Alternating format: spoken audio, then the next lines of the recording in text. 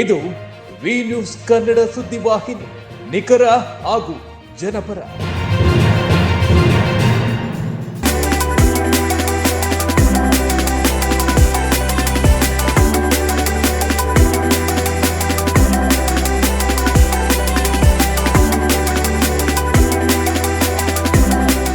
ನಾಗಮಂಗಲದಲ್ಲಿ ಸಾಮೂಹಿಕ ಗಣಪತಿ ವಿಸರ್ಜನಾ ಮೆರವಣಿಗೆಗೆ ಕ್ಷಣಗಣನೆ. ದೇವಾಲಯಗಳ ನಾಡು ಎಂದೇ ಪುರಾಣ ಇತಿಹಾಸ ಪ್ರಸಿದ್ಧವಾದ ಸಕ್ಕರೆ ನಾಡು ಮಂಡ್ಯ ಜಿಲ್ಲೆಯ ನಾಗಮಂಗಲದಲ್ಲಿ ಇದೇ ಮೊದಲ ಬಾರಿಗೆ ಸಾಮರಸ್ಯ, ಸಹಬಾಳ್ವೆ ಹಾಗೂ ಸಂಘಟನೆಯ ಉದ್ದೇಶದಿಂದ ಸಾಮೂಹಿಕ ಗಣಪತಿ ವಿಸರ್ಜನಾ ಬೃಹತ್ ಶೋಭಾಯಾತ್ರೆಯನ್ನ ಆಯೋಜಿಸಲಾಗಿದೆ.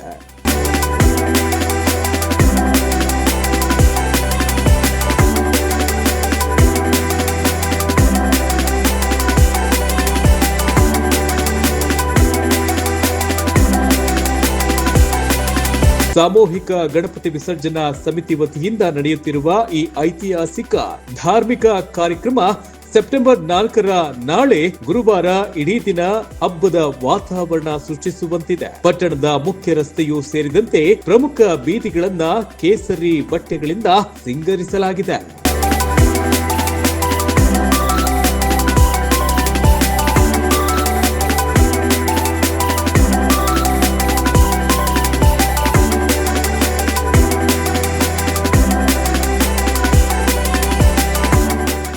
ಈಗಾಗಲೇ ಸಾಮರಸ್ಯ ಸಭೆ ಹಾಗೂ ಪೊಲೀಸ್ ಪಥಸಂಚಲನ ನಡೆಸುವ ಮೂಲಕ ಮುನ್ನೆಚ್ಚರಿಕೆ ವಹಿಸಿದ್ದರು. ಪಟ್ಟಣದ ಡಿವೈಎಸ್ಪಿ ಕಚೇರಿಯ ಆವರಣದಲ್ಲಿ ಕಾರ್ಯಕ್ರಮ ಆಯೋಜಿತ ಸಂಘಟನೆಯ ಪ್ರಮುಖರೊಂದಿಗೆ ಜಿಲ್ಲಾಧಿಕಾರಿಗಳು ಮತ್ತು ಜಿಲ್ಲಾ ಪೊಲೀಸ್ ವರಿಷ್ಠಾಧಿಕಾರಿಗಳು ಸಮಾಲೋಚನಾ ಸಭೆ ನಡೆಸುವ ಮೂಲಕ ಸೂಕ್ತ ಸಲಹೆ ಮತ್ತು ಸೂಚನೆಗಳನ್ನ ಮತ್ತೊಮ್ಮೆ ಮನವರಿಕೆ ಮಾಡಿದ್ರು. ಕಳೆದ ವರ್ಷ ನಡೆದ ಅಹಿತಕರ ಘಟನೆಯಿಂದ ಸೂಕ್ಷ್ಮ ಪ್ರದೇಶವೆಂದು ಕಂಡುಬಂದಿರುವ ಹಿನ್ನೆಲೆಯಲ್ಲಿ ಮುನ್ನೆಚ್ಚರಿಕೆ ಕ್ರಮವಾಗಿ ಕೈಗೊಳ್ಳಲಾಗಿರುವ ಕಾನೂನು ಕ್ರಮಗಳ ಬಗ್ಗೆ ತಿಳಿಸಲಾಗಿದೆ.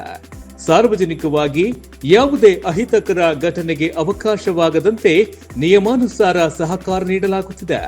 ಆದ್ದರಿಂದ ಯಾರು ಕೂಡ ಈ ಬಗ್ಗೆ ಆತಂಕ ಪಡುವ ಅಗತ್ಯವಿಲ್ಲ ಎಂದು ಜಿಲ್ಲಾಧಿಕಾರಿಗಳಾದ ಡಾಕ್ಟರ್ ಕುಮಾರ್ ರವರು ಸ್ಪಷ್ಟಪಡಿಸಿದ್ದಾರೆ. ನಡೆಯಲಿರುವಂತಹ ಸಾಮೂಹಿಕ ಗಣೇಶ ವಿಸರ್ಜನಾ ಸಂಬಂಧವಾಗಿ ನಾವು ಮತ್ತು SP ಅವರು ಮತ್ತು ಎಲ್ಲ ಪೊಲೀಸ್ ಸಿಬ್ಬಂದಿಗಳು ಕೂಡ ಎಲ್ಲ ಸಂಘಟಕರನ್ನು ಕರೆದು ಸಭೆಯನ್ನು ಕೂಡ ಮಾಡಿದ್ದಾರೆ, ಕೊಡಲಿಕ್ಕೆ ಸಿದ್ಧರಿದ್ದೇವೆ ಅನ್ನೋ ಮಾಹಿತಿಯನ್ನು ಕೊಟ್ಟಿದ್ದಾರೆ. ಯಾವುದೇ ಆತಂಕಗಳು ಬೇಡ. ಬಹಳ ಮುಖ್ಯವಾಗಿ ಏನು ಹಿಂದಿನ ವರ್ಷ ನಡೆದಂಥ ಘಟನೆಯನ್ನು ನಾವು ನೋಡಿದಂಥ ಸಂದರ್ಭದಲ್ಲಿ ಎಲ್ಲೋ ಒಂದು ಕಡೆ ಒಂದು ಸೂಕ್ಷ್ಮ ಪ್ರದೇಶ ಅಂತೇಳಿ ಕಂಡು ಬಂದಿರೋ ಹಿನ್ನೆಲೆಯಲ್ಲಿ ನಾವು ಏನು ಯಾವುದೇ ರೀತಿಯ ಅಹಿತಕರ ಘಟನೆಗಳು ಜರುಗಬಾರದು ಅನ್ನುವಂಥ ಉದ್ದೇಶವನ್ನು ಇಟ್ಕೊಂಡು ಸೂಕ್ತವಾದಂಥ ಬಂದೋಬಸ್ತನ್ನು ಮಾಡಿದ್ದಾರೆ. ಎರಡನೇದಾಗಿ ಅವರು ಏನು ರಿಕ್ವೈರ್ಮೆಂಟ್ಗಳನ್ನ ಕೇಳಿದ್ರು ಅದಕ್ಕೆ ಸಂಬಂಧಪಟ್ಟಂತೆ ಅವರಿಗೆಲ್ಲ ಸಲಹೆಗಳನ್ನು ಕೂಡ ಕೊಟ್ಟಿದ್ದೇವೆ ಮತ್ತು ಎಲ್ಲ ಮುಚ್ಚಳಿಕೆಯನ್ನು ಕೂಡ ಬರೆಸಿಕೊಂಡಿದ್ದೇವೆ. ಮತ್ತು ಅವರಿಗೆ ನಮ್ಮ ತಹಶೀಲ್ದಾರ್ ಮೂಲಕ ಸರ್ಕಲ್ ಇನ್ಸ್ಪೆಕ್ಟರ್, DYSP ಎಲ್ಲರೂ ಸೇರಿ ಅವರಿಗೆ ಒಂದು ಅನುಮತಿನೂ ಕೂಡ ಕೊಡ್ತಾ ಇದ್ದಾರೆ. ಈಗ ಅವ್ರು ಹೇಳಿರೋ ಪ್ರಕಾರ ಕಲಾ ತಂಡಗಳು ಬರ್ತಾ ಇದೆ ಅಂತ ಹೇಳಿದರೆ ಸುಮಾರು 200ಕ್ಕೂ ಹೆಚ್ಚು ಜನ ಪುರೋಹಿತರು ಬರ್ತಾರೆ ಅಂತ ಹೇಳಿದ್ದಾರೆ. ಸೊ ಒಟ್ಟಾರೆಯಾಗಿ ಕಾನೂನು ಸುವ್ಯವಸ್ಥೆಯನ್ನು ಕಾಪಾಡಬೇಕು, ಶಾಂತಿಯುತವಾಗಿ ಮೆರವಣಿಗೆ ಆಗಬೇಕು, ಶಾಂತಿಯುತವಾಗಿ ಗಣೇಶ ವಿಸರ್ಜನೆ ಆಗಬೇಕು. ಯಾರೇ ಒಂದು ಕೋಮು ಭಾವನೆಗಳಿಗೆ ಧಕ್ಕೆ ಆಗಬಾರ್ದು, ಧಾರ್ಮಿಕ ಭಾವನೆಗಳಿಗೆ ಧಕ್ಕೆ ಆಗಬಾರ್ದು ಅನ್ನೋ ಉದ್ದೇಶವನ್ನು ಇಟ್ಕೊಂಡು ಟಿಬಿ ಸರ್ಕಲ್ನಿಂದ ಪ್ರಾರಂಭವಾಗಿ ನಾಗಮಂಗಲ ಪಟ್ಟಣದ ಕೊಳದವರೆಗೆ ನಡೆಯಲಿರುವ ಸಾಮೂಹಿಕ ಗಣಪತಿ ವಿಸರ್ಜನಾ ಮೆರವಣಿಗೆಗೆ ಸೂಕ್ತ ಬಂದೋಬಸ್ತ್ ಮಾಡಿಕೊಂಡಿರುವ ಬಗ್ಗೆ ಜಿಲ್ಲಾ ಪೊಲೀಸ್ ವರಿಷ್ಠಾಧಿಕಾರಿ ಮಲ್ಲಿಕಾರ್ಜುನ ಬಾಲದಂಡಿ ಅಂಕಿ ಅಂಶಗಳೊಂದಿಗೆ ಮಾಹಿತಿ ನೀಡಿದರು. ನಾಗಮಂಗಲ ಪಟ್ಟಣದಲ್ಲಿ ಸಾಮೂಹಿಕ ಗಣೇಶ ವಿಸರ್ಜನೆ ಇರುವುದರಿಂದ ಪೊಲೀಸ್ ಇಲಾಖೆಯಿಂದ ಎಲ್ಲ ಸೂಕ್ತ ಮುಂಜಾಗ್ರತಾ ಕ್ರಮಗಳನ್ನು ಕೈಗೊಂಡಿದ್ದೀವಿ. ಮುಖ್ಯವಾಗಿ ನಾಳೆ ದಿನ 12 ಗಂಟೆಗೆ ಟಿಬಿ ಸರ್ಕಲ್ನಿಂದ ಈ ಸಾಮೂಹಿಕ ಗಣೇಶ ವಿಸರ್ಜನೆ ಸ್ಟಾರ್ಟ್ ಆಗಿ ಕೊಳದವರೆಗೆ ಸುಮಾರು 8 ಗಂಟೆವರೆಗೆ ಮುಗಿಯುವ ಒಂದು ಸಾಧ್ಯತೆ ಇದೆ. ಈ ಸಂದರ್ಭದಲ್ಲಿ ಎಲ್ಲ ರೀತಿಯ ಒಂದು ಸೂಕ್ತ ಬಂದೋಬಸ್ತ್ ವ್ಯವಸ್ಥೆಯನ್ನು ನಾವು ಮಾಡಿದ್ದೀವಿ ಈಗಾಗಲೇ.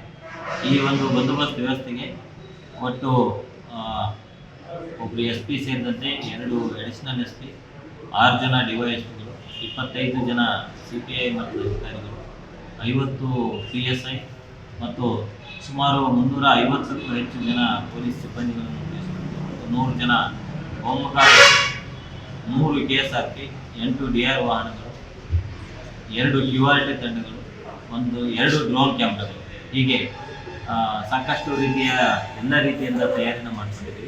ಇದೇ ಮೊದಲ ಬಾರಿಗೆ ಆಯೋಜಿಸಿರುವ ಸಾಮೂಹಿಕ ಗಣಪತಿ ವಿಸರ್ಜನಾ ಮೆರವಣಿಗೆಗೆ ಅತ್ಯಗತ್ಯವಿರುವ ಸರ್ಕಾರ ಮತ್ತು ಸಾರ್ವಜನಿಕರ ಸಹಕಾರವನ್ನ ಸಮಿತಿಯ ಮುಖಂಡ ಪುಣ್ಯಕೋಟಿ ರಘು ಮನವಿ ಮಾಡಿದ್ರು. ಇದೇ ಪ್ರಥಮ ಬಾರಿಗೆ ಇತಿಹಾಸದಲ್ಲಿ ಸೃಷ್ಟಿಸುವ ದಿನವಾಗಿ ನಾಗಮಂಗಲದಲ್ಲಿ ಸಾಮೂಹಿಕ ಗಣಪತಿ ವಿಸರ್ಜನಾ ಸಮಿತಿ ಕಡೆಯಿಂದ ಎಲ್ಲ ಒಟ್ಟಿಗೆ ಒಂದು ಒಗ್ಗೂಡಿಸಿ ಒಂದು ಹಿಂದೂ ಸಮಾಜ ಒಗ್ಗೂಡಿ ಒಂದು ದೊಡ್ಡ ಮಟ್ಟಿಗೆ ಸಾಮೂಹಿಕ ಗಣಪತಿಯನ್ನು ಬಿಡೋದು ಹಮ್ಮಿಕೊಂಡಿದ್ದೇವೆ. ಹಾಗೆಯೇ ಎಲ್ಲ ಕಡೆಯಿಂದ ವರ್ತಕರಾಗಿರ್ಬೋದು, ನಮ್ಮ ಹಿಂದೂ ಬಾಂಧವರಾಗಿರ್ಬೋದು ಮತ್ತು ನಮ್ಮ ಆರಕ್ಷಕರಾಗಿರ್ಬೋದು, ಜಿಲ್ಲಾಧಿಕಾರಿಗಳಿಗೂ ಎಲ್ಲ ಸಪೋರ್ಟಿನೊಂದಿಗೆ ಈ ಒಂದು ಕಾರ್ಯಕ್ರಮವನ್ನು ಯಶಸ್ವಿಗೊಳಿಸಬೇಕಾಗಿ ಎಲ್ಲರಲ್ಲಿ ಕೇಳಿಕೊಂತೀನಿ. ಒಟ್ಟಾರೆ ಯಾವುದೇ ಅಹಿತಕರ ಘಟನೆಗೆ ಅವಕಾಶವಾಗದಂತೆ ಸಾಮರಸ್ಯ, ಸಹಬಾಳ್ವೆ ಮತ್ತು ಸಂಘಟನೆಯ ಕಾರ್ಯಕ್ರಮ ಆಯೋಜಿತ ಸಮಿತಿಯ ಪ್ರಮುಖ ಉದ್ದೇಶ ನಿರ್ವಿಘ್ನವಾಗಿ ನೆರವೇರಲಿ ಎಂಬುದೇ ಈ ನಿಮ್ಮ ವ್ಯೂ ನ್ಯೂಸ್ ಕನ್ನಡ ಸುದ್ದಿವಾಹಿನಿಯ ಆಶಯವಾಗಿದೆ.